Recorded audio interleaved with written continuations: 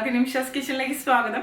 ഇന്ന് ഞാൻ തയ്യാറാക്കുന്നത് ഉഴുന്നുവടയാണ്. ഉഴുന്നുവട എന്ന് പറയുമ്പോൾ പലരും ഉണ്ടാക്കിയിട്ട് കറക്റ്റ് ആവാത്തൊരു റെസിപ്പി അല്ലേ. അപ്പോൾ നമുക്കിത് എങ്ങനെയാണ് വളരെ എളുപ്പത്തിൽ തയ്യാറാക്കിയെടുക്കാമെന്ന് നോക്കാം. അപ്പോൾ നമുക്ക് തുടങ്ങാം. ഞാനിവിടെ 2 കപ്പ് ഉഴുന്ന് എടുത്തിട്ടുണ്ട്. 250 ml കപ്പിലാണ് കേട്ടോ ഞാൻ എടുത്തിരിക്കുന്നത്. എന്നിട്ട് ഇത് നന്നായിട്ട് സോക്ക് ചെയ്തെടുത്തിട്ടുണ്ട്. സോക്ക് ചെയ്തെടുക്കുമ്പോൾ ഒരു 2 മണിക്കൂർ വെള്ളത്തിൽ കുതിർത്തിയെടുത്താൽ മതി. ആദ്യം ഉഴുന്ന് നന്നായിട്ട് വാഷ് ചെയ്യുക, അതിനുശേഷം കുതിർത്തിയെടുക്കാം. എന്നിട്ട് നമുക്കിതൊന്ന് നന്നായിട്ട് അരച്ചെടുക്കണം. അരച്ചെടുക്കുമ്പോൾ ശ്രദ്ധിക്കേണ്ട കാര്യം എന്താണെന്ന് വെച്ചാൽ ഒരുപാട് വെള്ളം ഒഴിച്ച് അങ്ങോട്ട് അരയ്ക്കാൻ പാടില്ല. ഞാനിപ്പോൾ ഇതിന് വേണ്ടിയിട്ട് മിക്സിയുടെ ചെറിയ ജാറാണ് എടുത്തിരിക്കുന്നത്. ചെറിയ ജാറായിരിക്കും ഇത് അരച്ചെടുക്കാൻ നല്ലത്, കാരണം കുറച്ച് വെള്ളം ഒഴിച്ചിട്ട് നമുക്ക് അരച്ചെടുക്കണമല്ലോ. ആദ്യം നമുക്ക് ഈ ഉഴുന്ന് ഇതിലേക്ക് ഇട്ട് കൊടുക്കാം. കുറേശ്ശായിട്ട് അരച്ചെടുക്കുക. ഒരുപാട് അരച്ചെടുത്ത് കഴിഞ്ഞാൽ എന്താ പറയുക, അരഞ്ഞു വരാൻ ബുദ്ധിമുട്ടായിരിക്കും. ആദ്യം ഇത് വെള്ളമൊന്നും ഒഴിക്കാതെ അരയ്ക്കുക. അതിനുശേഷം വെള്ളം എന്തായാലും ആവശ്യമായിട്ട് വരും, ഇത് നന്നായിട്ട് അരഞ്ഞ് വരണമെന്നുണ്ടെങ്കിൽ. അപ്പോൾ 1 ടേബിൾ സ്പൂണൊക്കെ വീതം, അതായത് ഇത് അരഞ്ഞ് കിട്ടാൻ വേണ്ടിയിട്ട്. അറിയാമെന്ന് പറഞ്ഞാൽ ഉഴുന്ന് നന്നായിട്ട് തന്നെ അരഞ്ഞ് വരണം. അപ്പോഴാണ് ഉഴുന്നുവട നല്ല സോഫ്റ്റ് ആയിട്ട് നന്നായിട്ട് തന്നെ നമുക്ക് കിട്ടുള്ളൂ. ഉഴുന്നിലും ഒരുപാട് വെള്ളം കൂടാതെ ശ്രദ്ധിക്കുക, അതാണ് ശ്രദ്ധിക്കേണ്ട കാര്യം. എന്നാലാണ് നമുക്ക് കറക്റ്റായിട്ട് അത് ഷേപ്പ് ചെയ്ത് ഫ്രൈ ചെയ്തെടുക്കാൻ പറ്റുള്ളൂ.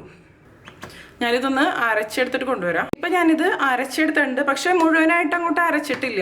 കാരണം ഇത് ഞാൻ വെള്ളം ഇല്ലാണ്ടാണ് ഈ ഒരു രീതിയിൽ അരച്ചെടുത്തിരിക്കുന്നത്. കണ്ടില്ലേ, തീരെ വെള്ളം ഒഴിച്ചിട്ടില്ല. ഈ ഉഴുന്ന് കുതിർത്ത് വെച്ച ആ ഒരു നനവ് കൊണ്ടാണ് ഈ ഒരു രീതിയിൽ ഞാൻ അരച്ചിരിക്കുന്നത്. പക്ഷെ എനിക്കിത് ഒന്നും കൂടി നന്നായിട്ട് അരയ്ക്കണം. കാരണം ഇതിൽ അത്യാവശ്യം തരികളുണ്ട്. ഇതത്ര പെർഫെക്റ്റ് ആയിട്ട് അരഞ്ഞ് വന്നിട്ടില്ല. നിങ്ങൾക്ക് വെള്ളം ഒഴിക്കാണ്ട് നന്നായിട്ട് അരയ്ക്കാൻ പറ്റുന്നുണ്ടെങ്കിൽ അങ്ങനെ അരച്ചെടുക്കുക, അതായിരിക്കും ഏറ്റവും നല്ലത്. ഞാനിപ്പോൾ എന്തായാലും ഇതിലേക്ക് കുറച്ച് വെള്ളം ഒഴിച്ച് കൊടുക്കുന്നുണ്ട്. ഒരു 2 ടീസ്പൂണാണ് ഞാനിതിലേക്ക് ഒഴിക്കണത്. അത് നല്ല തണുത്ത വെള്ളമാണ്, അതായത് ഐസ് വാട്ടർ. ഐസ് വാട്ടർ ഇതിലേക്ക് ഒഴിച്ചു കൊടുക്കുന്നത് എന്തിനാണെന്ന് വെച്ചാൽ നമ്മളിത് അരയ്ക്കുമ്പോൾ മിക്സി ചൂടാവാൻ തുടങ്ങും. മിക്സി ചൂടാവാൻ നമ്മൾ സമ്മതിക്കരുത്. അപ്പോൾ അതിന് വേണ്ടിയിട്ടാണ് നമ്മൾ ഐസ് വാട്ടർ ഒഴിച്ചിട്ട് അരച്ചെടുക്കണത്. നിർത്തി അരയ്ക്കുക, ചൂടാവരുത് ഒരിക്കലും. ശരിക്കും പറഞ്ഞാൽ മിക്സിയിൽ അരയ്ക്കുമ്പോൾ ഇതിന് കുറച്ച് ക്ഷമ വേണം. എന്താ പറയുക, കുറച്ച് സമയം എടുക്കുന്ന ഒരു പ്രൊസീജിയർ തന്നെയാണ്. ഗ്രൈൻഡർ ഉണ്ടെന്നുണ്ടെങ്കിൽ നിങ്ങൾക്ക് ഗ്രൈൻഡറിൽ അരയ്ക്കാം. അതാകുമ്പോൾ വലിയ ബുദ്ധിമുട്ടൊന്നുമില്ല. വെള്ളം കുറവ് തന്നെയായിട്ട് നമുക്ക് നന്നായിട്ട് അരച്ചെടുക്കാൻ പറ്റും. അതുപോലെ ഗ്രൈൻഡറിൽ അരച്ചെടുക്കുമ്പോൾ ഇത് നല്ല ഫ്ലഫി ആയിട്ട് വരും. പക്ഷെ മിക്സിയിൽ അരയ്ക്കുമ്പോൾ ആ ഒരു കൺസിസ്റ്റൻസി കിട്ടില്ല. പിന്നെ നമ്മൾ അതിന് വേണ്ടിയിട്ട് കുറച്ച് കാര്യങ്ങളൊക്കെ ചെയ്യേണ്ടി വരും. പക്ഷെ നന്നായിട്ട് തന്നെ കിട്ടും മിക്സിയിലാണെന്നുണ്ടെങ്കിലും. ഇപ്പോൾ സാധാരണ ബാക്കിയുള്ള ഐറ്റംസ് ഒന്നും അരച്ചെടുക്കണം അത്രയ്ക്കൊരു പെട്ടെന്ന് നമുക്കിതിൽ അരച്ചെടുക്കാൻ പറ്റില്ല. ഇനി ഞാനിത് ഒന്നും കൂടി അരച്ചെടുത്ത് കൊണ്ടുവരാം. ഇപ്പോൾ കണ്ടില്ലേ, ഞാനിത് വീണ്ടും അരച്ചെടുത്തിട്ടുണ്ട്. പക്ഷേ ഇത് പോരാ. ഞാനിതിലേക്ക് 1 ടീസ്പൂണും കൂടി വെള്ളം ഒഴിച്ച് കൊടുക്കണം. മൊത്തം ഞാനിതിലേക്ക് 1 ടേബിൾ സ്പൂൺ വെള്ളമാണ് ഒഴിച്ചിരിക്കുന്നത് കേട്ടോ. ഇനി നമുക്കിത് വീണ്ടും അരച്ചെടുക്കാം. നന്നായിട്ട് തന്നെ അരച്ചെടുക്കാം. ഇപ്പോൾ ഇത് ഞാൻ അരച്ചെടുത്തിട്ടുണ്ട്. കണ്ടില്ലേ, നല്ല സോഫ്റ്റ് ആയിട്ട് തന്നെ വന്നിട്ടുണ്ട്. ഇനി ഇതൊരു പാത്രത്തിലേക്ക് ഇട്ട് കൊടുക്കാം. ഇതുപോലെ തന്നെ നമുക്ക് ഇതെല്ലാം അരച്ചെടുക്കാം. അതുപോലെ ഉഴുന്നെടുക്കുമ്പോൾ നല്ല ക്വാളിറ്റി ഉള്ള ഉഴുന്നെടുക്കുക. ഒരുപാട് പഴക്കം ചെന്ന ഉഴുന്നൊന്നും എടുക്കാതിരിക്കുക. പഴക്കമുള്ളതൊക്കെ ആണെന്നുണ്ടെങ്കിൽ ഇത് ഫ്രൈ ചെയ്യുമ്പോൾ നന്നായിട്ട് അങ്ങോട്ട് പൊങ്ങിയൊന്നും വരില്ല. ഇനി നമുക്കിതൊന്ന് ബീറ്റ് ചെയ്തെടുക്കാം. ഒന്നില്ലെങ്കിൽ സ്പൂൺ ഉപയോഗിക്കാം, അല്ലെങ്കിൽ ഫോർക്ക് ഉപയോഗിക്കാം. അല്ലാന്നുണ്ടെങ്കിൽ ഇതുപോലൊരു വിസ്ക് ഉപയോഗിച്ച് ബീറ്റ് ചെയ്യാം. എനിക്ക് തോന്നുന്നു കൈ വെച്ച് ബീറ്റ് ചെയ്യണതായിരിക്കും കുറച്ചും കൂടി നല്ലത്. ഇപ്പോൾ പല രീതിയിൽ ചെയ്യാം. അപ്പോൾ ഇതൊന്ന് സോഫ്റ്റ് ആയിട്ട് വരും. നമ്മൾ ഗ്രൈൻഡറിലാണ് ചെയ്യണമെന്നുണ്ടെങ്കിൽ ഈ ഒരു സ്റ്റെപ്പ് ഒഴിവാക്കാം കേട്ടോ. ഇതിൻ്റെ ആവശ്യമില്ല. അല്ലാതെ തന്നെ നല്ല ഫ്ലഫി ആയിട്ട് വരും.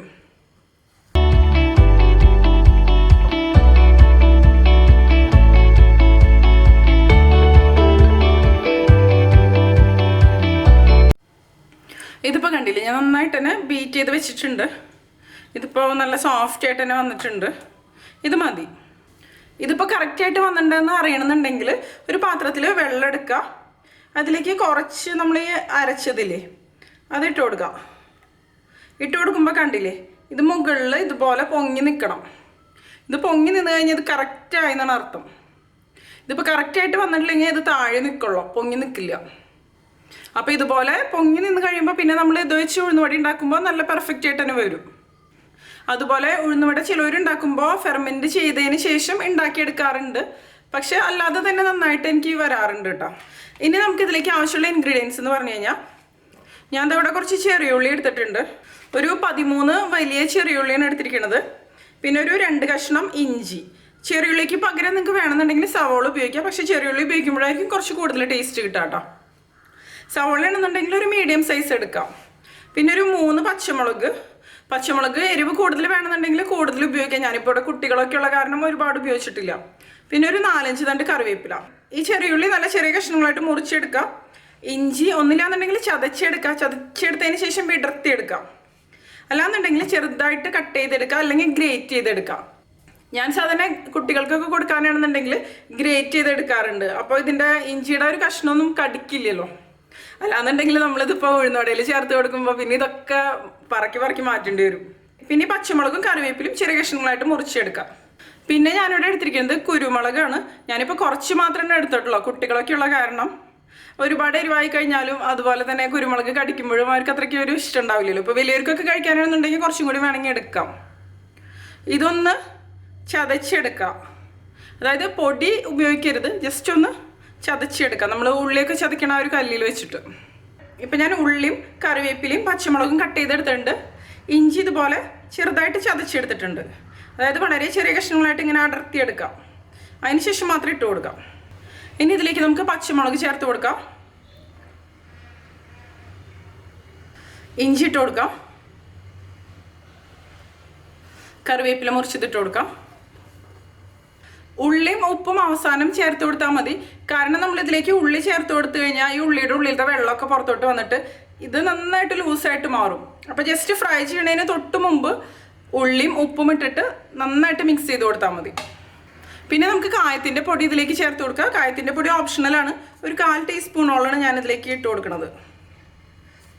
അതിനുശേഷം ഇത് കൈവച്ച് തന്നെ നമുക്ക് നന്നായിട്ട് മിക്സ് ചെയ്ത് കൊടുക്കാം.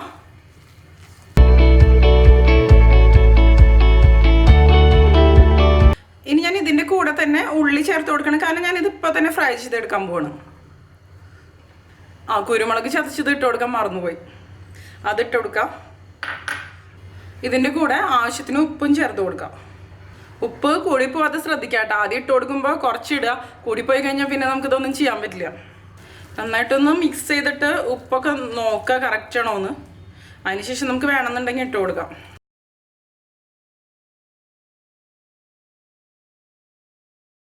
ഞാൻ ഈ എല്ലാ പച്ചമുളകത്തിലേക്ക് ഇട്ട് കൊടുക്കുകയാണ്. അതിനുശേഷം വീണ്ടും നമുക്കിത് മിക്സ് ചെയ്തെടുക്കാം. കൈവച്ച് തന്നെ നന്നായിട്ട് മിക്സ് ചെയ്ത് കൊടുത്തു കഴിഞ്ഞാൽ എല്ലാ ഭാഗത്തോട്ടും നന്നായിട്ടാവും. കണ്ടില്ലേ, ഉള്ളി ചേർത്ത് കൊടുത്തപ്പോഴുള്ള വ്യത്യാസം ഇത് ലൂസായിട്ട് വന്നു തുടങ്ങി. പക്ഷേ ഉഴുന്നുവടയുടെ ബാറ്റർ എന്ന് പറഞ്ഞാൽ ഒരുപാട് ഹാർഡ് ആവാനും പാടില്ല, അതുപോലെ ഒരുപാട് ലൂസ് ആവാനും പാടില്ല. കുറച്ചൊരു ലൂസ് ഇതുപോലെ തന്നെയാണ് വേണ്ടത്. എന്നാലാണ് നമുക്ക് നന്നായിട്ട് ഉഴുന്നുവട ഉണ്ടാക്കിയെടുക്കാൻ പറ്റുള്ളൂ. പിന്നെ ചിലവർ ഇതിലേക്ക് അരിപ്പൊടി ചേർത്ത് കൊടുക്കാറുണ്ട്. അരിപ്പൊടി ചേർത്ത് കൊടുക്കണമെന്നുണ്ടെങ്കിൽ ഒരു ടേബിൾ സ്പൂണൊക്കെ ചേർത്ത് കൊടുക്കുക. ഒരുപാട് ചേർത്ത് കൊടുത്തു കഴിഞ്ഞാൽ ഇതിൻ്റെ സ്ട്രക്ചറൊക്കെ മാറിപ്പോവും, അതുപോലെ ടേസ്റ്റ് മാറിപ്പോവും. ഞാൻ പക്ഷെ സാധാരണ ചേർക്കാറില്ല. അതുപോലെ ഉഴുന്ന് വറുത്ത് പൊടിച്ചതും ചേർത്ത് കൊടുക്കാറുണ്ട്. അപ്പോൾ ഇതിൻ്റെ കൺസിസ്റ്റൻസി ഒന്ന് കറക്റ്റായിട്ട് കിട്ടാൻ വേണ്ടിയിട്ടാണ്. അതും ചേർക്കണമെങ്കിൽ ഒരു ടേബിൾ സ്പൂണൊക്കെ ചേർത്താൽ മതി. ഇതെന്താ പറയുക, ഒരുപാട് കട്ടിയായിട്ട് ഈ പരിപ്പ് വടയുടെയൊക്കെ പോലെ ആ ഒരു കൺസിസ്റ്റൻസി അല്ല വേണ്ടത് നമുക്ക്. പിന്നെ ഇത് നിങ്ങൾക്ക് ഇപ്പം ഉണ്ടാക്കണ്ടെന്നുണ്ടെങ്കിൽ ഇതൊരു എയർ ടൈറ്റ് കണ്ടെയ്നറിലാക്കിയിട്ട് ഫ്രിഡ്ജിൽ വെക്കാം. ഫ്രിഡ്ജിൽ അങ്ങനെ വെക്കാൻ ഉദ്ദേശിക്കുന്നുണ്ടെന്നുണ്ടെങ്കിൽ ഇതിലേക്ക് ഉള്ളി, കറിവേപ്പില അതുപോലെയുള്ള ഇൻഗ്രീഡിയൻസ് ചേർക്കാതിരിക്കുന്നതായിരിക്കും നല്ലത്.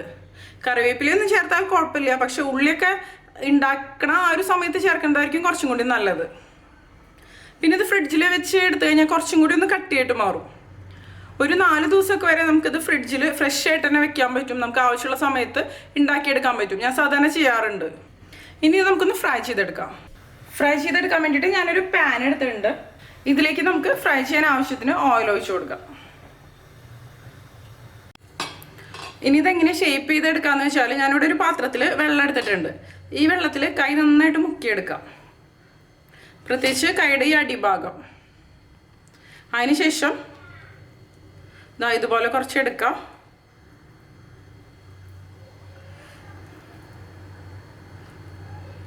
എന്നിട്ട് കൈൻ്റെ ഉള്ളിൽ വെച്ച് ഒന്ന് ഷേപ്പ് ചെയ്തെടുക്കാം. അതിനുശേഷം നമ്മുടെ ഈ ചൂണ്ടുവിരലില്ലേ അത് വീണ്ടും വെള്ളത്തിൽ മുക്കാം. എന്നിട്ട് ഇതുപോലെ ഒന്ന് ഹോളുണ്ടാക്കി കൊടുക്കാം.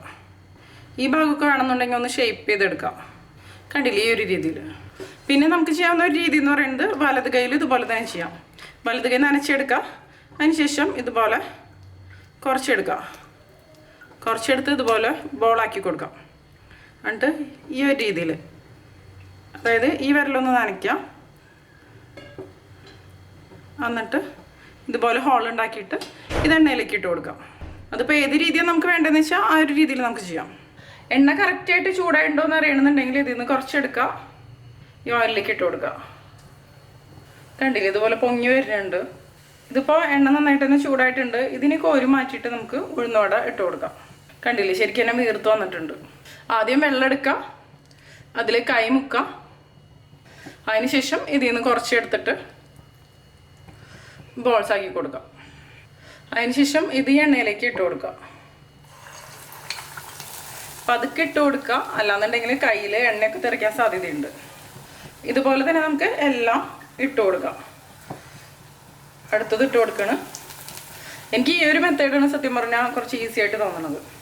അടുത്ത വടിയും ഇട്ട് കൊടുക്കുക. ഇതിപ്പോൾ കൈ എനിക്ക് ഇവിടെ കാണിക്കാൻ പറ്റില്ല സത്യം പറഞ്ഞാൽ, കൈമലത്തെ വെള്ളം ഇതിലേക്ക് വീഴാണ്.